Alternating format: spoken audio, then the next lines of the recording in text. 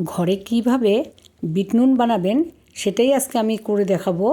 এর জন্য প্রথমে কড়াইটা গ্যাসে বসিয়ে দিয়েছি, তারপরে দিয়েছি 3 চামচ নুন, এরপর দিলাম হাফ চামচ সাদা জিরে, তারপরে দিয়েছি 2টো শুকনো লঙ্কা ছোট করে কেটেছি সেটাই দিয়েছি।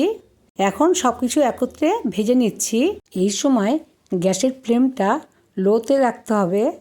দেখুন ভাজতে ভাজতে এখানে আমি সামান্য লঙ্কার গুঁড়ো দিয়েছি আর দিলাম গোলমরিচের গুঁড়ো, আপনারা এখানে আস্তও দিতে পারেন। এরপর সব কিছু ভেজে নেওয়ার পরে কালারটা যখন ঠিক এই রকম হয়েছে তখন আমি গ্যাস অফ করে দিলাম। ঠান্ডা হয়ে যাওয়ার পর এখন আমি মিক্সিতে গুঁড়ো করে নিয়েছি দেখুন। এরপর এখন আমি কৌটোর মধ্যে রেখে দেব। আপনারা এটা স্যালাড, মুড়ি মাখা, পেয়ারা মাখা, এমনকি চাট মশলায় ব্যবহার করতে পারবেন।